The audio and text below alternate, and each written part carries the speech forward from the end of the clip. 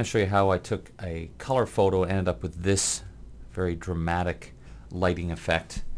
Some of this you've seen in previous movies. I thought I'd sort of pull it all together in one technique. So this is what we're going to end up with, and this is our starting point, is a color photo. So let me put this layers palette over here so you can see what I'm doing. So first of all, I need to convert this to black and white. And here's a method that Scott Kelby uses that I kind of put a slight variation on that I really like because it gives me a lot of options.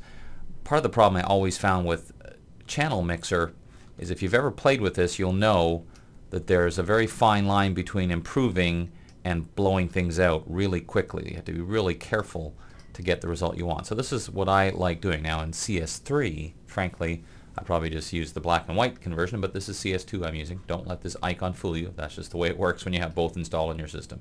So first thing I'm going to do is add a gradient map.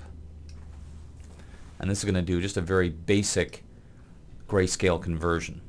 Then I'm going to go back to the background layer and add color balance. It's going to sound like a really strange choice, but here's why I like this, because I can individually play around with shadows, midtones, and highlights. So for example, if I click on highlights and I start moving sliders, see how it's changing things in here.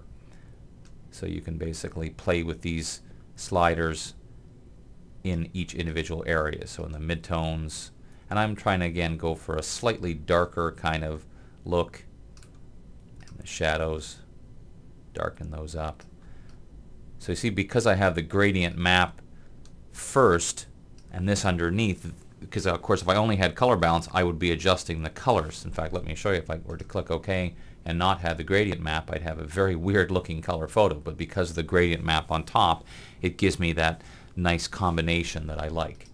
Now it's time to add the more dramatic look, and I've shown this before. I'm going to add a curves adjustment layer, and I'm going to drag this side way down and even bring this in a little bit to create this very dramatic black effect, something like that.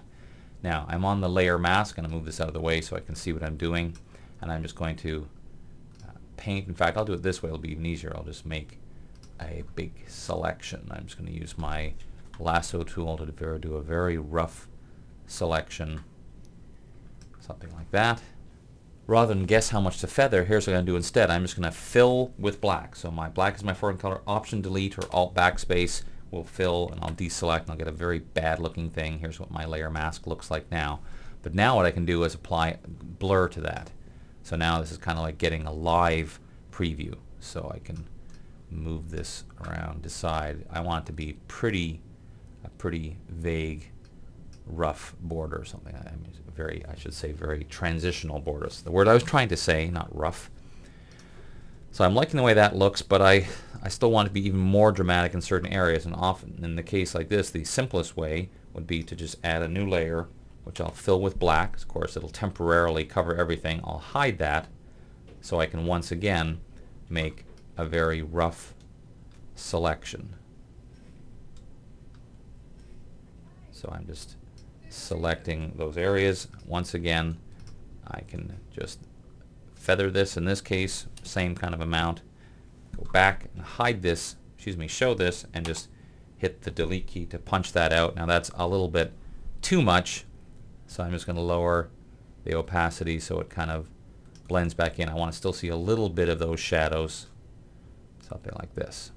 Now once I'm happy with the results, the last thing I would do is to go at the very top of my layers palette. Now if I'm CS2, I don't have to do anything else. In CS you'd have to first add a new layer, but I'm just going to press Command Option Shift E or Control Alt Shift E, and that's going to make what amounts to a flattened version sitting on top, and then I can experiment with sharpening. The reason I like to do it this way is because this way I can experiment but know that I'm not making a permanent change. So I can go in here and do some pretty nice amount of sharpening, something like that, but I also know at the same time that I have all the underlying layers below.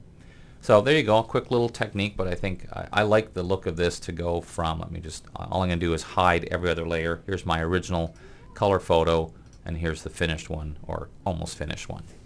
Check it out, try it yourself. And of course, as an added bonus, these are adjustment layers, so you can easily apply those to other photos and get some pretty cool effects. I like that. I'm the dramatic Dave Cross. See you next time.